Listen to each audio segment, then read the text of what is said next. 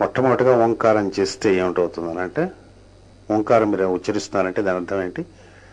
భగవంతుడికి సంబంధించినటువంటి పని యందు నేను సంసిద్ధంగా ఉన్నాను, ఏదైనా పని చేయలేకున్నా అనౌన్స్మెంట్ చేసినట్టుగా లెక్క, లేకపోతే చేయకండి అన్నాడు. మీరు ఓం అంటున్నారంటే ఏమిటి? భగవంతునికి పని ఏదైతే ఉన్నదో, భగవంతుడికి ఏదైతే ఇష్టమైనదో, భగవంతుడు మన ద్వారా ఏం చేయదలుచుకున్నాడో అటువంటి పనికి సంసిద్ధత కలిగి ఉండడాన్ని అనౌన్స్ చేయటాన్ని ఓంకారం ఉచ్చరించడం అంటారు. ఎప్పుడైతే ఓంకారం ఉచ్చరించడం వినడం మొదలు పెడుతూ ఉంటాం, మనలో ఉండేటటువంటి స్థూల సూక్ష్మమైన మలములు పైకి వెళ్ళిపోవడం మొదలు పెడితే సేమ్ టైంలో అది కూడా జరుగుతుంది. ఈ వెళ్ళిపోవడం మొదలుపెట్టిన దగ్గర నుంచి ఎప్పుడైతే ఈ బీజాక్షర అమ్మవారికి సంబంధించినవి అయితే మనం ఎప్పుడైతే మొదలు పెడతాం, మొదలలో శ్రీం అనేటటువంటి ఉచ్చరించి వినాలి. ఎన్నిసార్లు అంటే ఎంత ఇంటెన్స్తో వింటావు తప్ప ఎన్నిసార్లు అనేది లెక్క కాదు. ఇక్కడ దాని యందు శ్రద్ధ కలిగి వినటం అనేటటువంటిది ఎక్కువ పనిచేస్తుంది తప్ప నంబర్ ఆఫ్ టైమ్స్ కౌంట్ చేయదు. నిజంగా సిద్ధి కావాలంటే సిద్ధి పొందినటువంటి గురువు ఉచ్చరించినప్పుడు దాని యందే ఉంటాడు కాబట్టి వాడితో పాటు ఉచ్చరించేటప్పుడు త్వరగా సిద్ధికి దగ్గరికి తీసుకెళ్ళగలుగుతాడు. ఇటువంటివన్నీ అవుతున్నప్పుడు ఎందుకు ఎండలో ఇది చెప్తున్నాడంటే, ఏమీ కదలకుండా ఉండేటటువంటి నేనంత కష్టం విఘ్నములు ఉండేటప్పుడు ఏనుగుకి సంబంధించింది ఏదైనా సరే సంకల్పించి చేసినప్పుడు విఘ్నములు తొలగిపోతాయి. అందుచేతే గజాననుడు అనేటటువంటి వాడు విఘ్న నాయకుడిగా చెప్తారండి. అంచేత చుట్టూ 4 వైపులా ఏనుగులు ఉండేటటువంటి ధ్యానం ఒకటి ఉన్నది, 2 వైపుల ఏనుగులు ఉండేది ఒక ధ్యానం ఉన్నది, 8 దిక్కుల ఏనుగులు ఉండేటటువంటి ఒక ధ్యానం ప్రత్యేకమైనటువంటి. అంటే ఈ 8 ఏనుగులే ఈ భూమిని ఎత్తి పైకి ఉంచుతాయంటారు. అష్ట దిగ్గజములని పేరుతో వింటుంటాం మనం. ప్రతి గజమునకు ఒక ఉపాసన ఎప్పుడైనా లోపల మనం అంత శాస్త్రం చెప్పుకుందాం. ఇక్కడ మనకి ఏమిటంటే ఏం చేస్తున్నారంటే, చేయటం వల్ల ఏమిటవుతుందంటే, ఏనుగును చేయటం వల్ల ఎస్టిమ్ అన్నాడు. ఎస్టిమ్ అంటే యజ్ఞదండం అంటారు. ఈ జీవర్ స్వాములు, ఈ పెద్ద స్వాములు పట్టుకుంటే త్రిదండి ఏకదండి అని పట్టుకుంటారు చూసారు. వాళ్ళు దాన్ని చుట్టూ కట్టుకుని చేతి మీద వేసుకుని దండాలు వేసుకుని తిరుగుతూ ఉంటారు. అంటే దాన్ని ఏమైనా ముట్టుకుని రాయినే మోసుకుంటుంటాడు ఎంత ముసలాడైనా సరే. అండి త్రిదండి స్వామి, ఏకదండి స్వామి దండాలు పట్టుకుని ఉంటారు. కొంతమంది దండాలు పట్టుకుంటారు, అంతే కదా. ఆ దండం అనేటటువంటి దాంట్లో వాళ్ళ మొత్తం పవర్ అందులో ఉంటుంది, అందులో నిక్షిప్తమై ఉంటుంది అన్నమాట. అంతా కూడా తను పెట్టుకుని బేర్ చేయక్కర్ లేకుండా దాంట్లో పెట్టుకుని కావాల్సిన విషయం దాన్ని యూజ్ చేయటం అనేటువంటి. మన సినిమాల్లో ఏమో వశిష్ఠుడు దండం పెడితే విశ్వామిత్రుడు బాణాలు వేస్తే అక్కడ పడిపోవటం అని ఉంటుంది. సత్యములు అవన్నీ కూడా. మనం మరి సన్యాసనం కాబట్టి దండాలు తీసుకోలేము కాబట్టి మనం ఏం చేయాలి, మనకు కూడా ఒక దండం ఉంటుంది. ఈ ఏనుగుతో సంబంధించినటువంటి ఒక దండం ఉంటుంది. ఏనుగుతో మొదలై ఏనుగుతో ఎండయ్యేటటువంటిది. మూలాధారం నుంచి స్వాధిష్టానం వరకు ఇడా పింగళాలను తీసుకెళ్లి సుషుమ్ని తీసుకెళ్లేటటువంటి ఒక దండం ఉంటుంది. దాన్ని ఏమని పిలుస్తాం మనం? వెన్నెముక అని పేరుతో పిలుస్తాం. ఇదే యజ్ఞం చేసేటప్పుడు ఈ దండాన్ని తీసుకెళ్లి ప్రతీకగా యూపస్తవం కింద కడతారు. అంటే చిన్న మతశాస్త్ర సంప్రదాయం ఏం చేస్తారంటే, దైవాన్ని తీసుకొచ్చి మొట్టమొదటి ఏం చేస్తారు, సంకల్పించిన ప్రతిష్ఠ చేస్తారు. ప్రాణ ప్రతిష్ఠ అనేటువంటిది ఒకటి చేస్తారు. అగ్నిర్మేవాశ్రిత అగ్నిర్హృదయే హృదయం మయి అహమృతే అమృతం బ్రహ్మణి. ఇప్పుడు చెప్పుకుందాం. అది ఏది మనలో ఉండే ప్రాణశక్తిని తీసుకెళ్లి మా ప్రాణశక్తిని ఉండేటువంటి మూర్తి అందు మొదలు పెడతారు. తిరుపతిలో వెంకటేశ్వర స్వామికి ఇక్కడ రోడ్డు మీద అమ్ముతున్న బొమ్మకి తేడా ఏమిటి? అది రాయే కదా. గుళ్ళో మనం పెట్టేటువంటి మూర్తికి పై మూర్తికి తేడా ఏమిటి? ఫ్యాన్సీగా మీరు ఇంట్లో పెట్టుకున్న వినాయకుడికి, గుళ్ళో ప్రతిష్ఠించినటువంటి వినాయకుడికి చాలా తేడా ఉంటుంది. ఏం చేస్తారంటే పెద్దలు తెలిసిన వాళ్ళు ఆ విగ్రహములందు ప్రాణ ప్రతిష్ఠ చేస్తారు.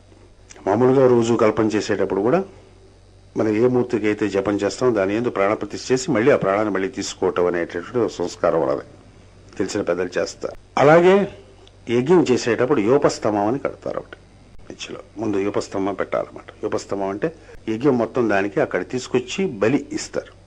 ఆవులను, గుర్రాలను, అశ్వమేధం అంటే గుర్రాంచి ఆ మాంసం తింటారు. అసలు రిచువల్ యాక్చువల్గా ఆ చెప్పినటువంటి రిచువల్ కానే కాదు. అక్కడ ఏవైతే ఈ ఆబోతుని దునపోతుని ఏవైతే చెప్పారో అవి అహంకారాలు, కోపము, క్రోధము, లోపం అనేటువంటి పశువులు మనలో ఉంటాయి. వాటిని ఆ స్తంభం దగ్గర బలి ఇవ్వాలి. యజ్ఞానికి కావలసినటువంటి స్తంభము, యజ్ఞముకు సంబంధించిన సంభారములు, సమస్తము యజ్ఞమునందే చేయబడినవన్నీ కూడా మానవుని దేహమునందు ఉండేటటువంటి వాటికి ప్రతీకగానే ఉంటాయి. అలాగే గుడి కట్టినటువంటిది, గుడిలో తిరిగేటువంటి సమస్తము కూడా మానవ దేహమునకు అంతర్లోకముకు సంబంధించినటువంటి గణితమును బట్టే ఉంటాయి. ఆగమ శాస్త్రం ప్రకారం కట్టినటువంటి గుడి ఏదైతే ఉంటుందో, భజన కోవిళ్లు వేరు, గుడి వేరు. వేద సంప్రదాయం పట్టినటువంటి గుడి వేరు, ఆగమ సంప్రదాయం పట్టినటువంటి గుడి వేరు. వాటి ప్రకారం చేసినటువంటి గుడి ఏదైతే ఉంటుందో దాంట్లో ఒకసారి తిరిగి మళ్ళీ మనం వచ్చి మూర్తిని ధ్యానం చేసి వస్తే ధ్యానమునందు కూర్చుని లోపల లోకంలోకి వెళ్ళి మన హృదయమునందు ఉండేటటువంటి ఈశ్వరుని టచ్ చేసి మనం బయటికి వేస్తే ఏమిటవుతుందో గుడి చుట్టూ ఒకసారి తిరిగి వస్తే వస్తుంది. గుడికి తిరిగితే ఏమిటి అది కూడా బిల్డింగే కదా, అది బిల్డింగ్ మాత్రం కాదు. అందులో ఉండేది రాయే కంటే రాయి మాత్రం కాదు. నీ నాన్నగారి ఫోటో ఉందనుకోండి, కాలుతో తనగలరా? ఫోటోవే కదా, ఏముంది పేపరే కదా, గడిగుడ్డని తనగలరా అన్నారు. రోడ్డు మీద స్టోన్కి దేవాలయంలో ప్రతిష్ఠించే దేవుడికి చాలా తేడా ఉంటుంది. అలాగే మనకు కూడా ఒక యోపస్తంభం ఉంటుంది, వెన్నెముక అనేటువంటిది ఒకటి ఉంటుంది. ఏం చేస్తాం ఏం తెలియదు కాబట్టి దాని గురించి ఏం పని చేయము, దాన్ని అసలు పనే చేయించుకో, అసలు అది ఒకటి ఉందనే తెలియదు. కానీ చాలా రోజుల వరకు ఎప్పుడైనా పడిపోయి నడుము విరిగిపోయినా నడుము నొప్పి వచ్చినప్పుడు అప్పుడు అది వెన్నెముక ఒకటి ఉన్నదని తెలుస్తుంది. అంతవరకు అది ఒకటి ఉంది, ఏదైనా పని చేస్తున్నది అందుకు కూడా చాలా మంది జీవితాంతంలో 20-30 ఏళ్ళ వరకు తెలియదు. ఇప్పుడు దాన్ని దెబ్బ తగిలితే ఓహో ఇవన్నీ ఒకటి ఉంది కావాలని అంతవరకు తెలిసేటటువంటి జీవితాలు కొన్ని ఉంటాయి. వాటి ద్వారా సమస్తము సాధన చేసేటటువంటి మంత్రదండం అంతా కూడా దాని అని ఉంటాయి. సమస్తమైనటువంటి సిద్ధులు కూడా ఆ వెన్నెముకను ఉపయోగించుకోవడంలోనే ఉంటాయి. వాటిలో ఉండే శక్తిని తీసుకొచ్చి దండం కింద పెట్టినటువంటిది యజ్ఞదండం ఎస్టి అనే పేరుతో పిలుస్తారు. దాన్ని ఇంచేత ఒక్కొక్క నరమేధం ఉంటుంది, అశ్వమేధం ఉంటుంది, పురుషమేధం, ఇలాగ ఒక్కొక్క మేధం అనేటటువంటి యజ్ఞములు బలిపశువుని ఇవ్వటం అనేటువంటి కృతం ఉంటుంది. పర్టికులర్ డేస్లో పర్టికులర్ టైంలో చేస్తారు. దుర్గాదేవి పూజ ఎప్పుడు దునపోతున్న వాటిని బలి ఇవ్వాలి. బాహ్యము మాత్రం కాదు. అంతర్ముఖ సమారాధ్య బహిర్ముఖ సుదుర్లభ అన్నాడు. బాహ్యమైనటువంటి పూజలు చేసేటటువంటి వాళ్ళంతా కూడా ఉండదు అన్నాడు. చేస్తుంటారు జన్మల తరబడి చేస్తుంటారు. వాటితో పాటు అంతర్ముఖ సమారాధ్య లోపల అమ్మవారికి సంబంధించిన సమస్తమైనటువంటివి మన లోపల ఉంటాయి. అశ్వపూర్వం రథమధ్యాం చెప్పుకున్నాం మనం. హస్తినాథ ప్రబోధిం చెప్పుకుంటూ ఆర్ద్రాం యక్కరణీయం యష్టిం సువర్ణాం హేమవాలిని. సువర్ణం అంటే మంచి వర్ణములు కలిది, బంగారు రంగు కలిది. ఇవి చెప్పుకున్నాం అనంతపురం. ఎప్పుడైతే అవతల వాడితో ఏదైనా మంచిగా మాట్లాడమనేటువంటి అభ్యాసం అయిపోతుందో మన వర్ణములన్నీ కూడా సువర్ణములు అవుతాయి. ప్రపంచమునందు 190 పాళ్ళు మన వాక్కు వల్ల సాధించుకుంటాం. పెద్దవాడికి చిన్నవాడికి మహాత్ముడికి మామూలుగా ఆఫీసర్కి ప్యూన్కి ఎక్కడ డిఫరెన్స్ ఉంటుందంటే వాక్కు అనేది డిఫరెన్స్ ఉంటుంది. ఒకసారి ఇంటికి వెళ్ళి ధ్యానం చేయండి. దాని గురించి మనం నెక్స్ట్ సరస్వతి సూక్తంలోకి వెళ్తాం కాబట్టి డీటెయిల్గా అలాగే చెప్తాను వాక్ ఎంత పవర్ఫుల్. దీని తర్వాత మనం సరస్వతి సూక్తం మొదలు పెడతాం. సమస్తమైనటువంటివి వాక్కు ద్వారానే సువర్ణములు అంటే మంచి మాటలతో. వర్ణం అంటే సంస్కృతంలో అక్షరములు పదములు అర్థం కూడా ఉంటుందన్నమాట.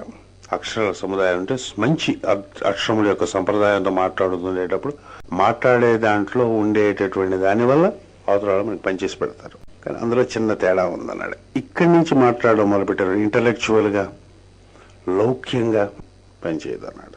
ఇక్కడి నుంచే లక్ష్మీదేవి ఎక్కడ ఉంటుంది, హృదయం అనందు ఉంటుంది చెప్పారు.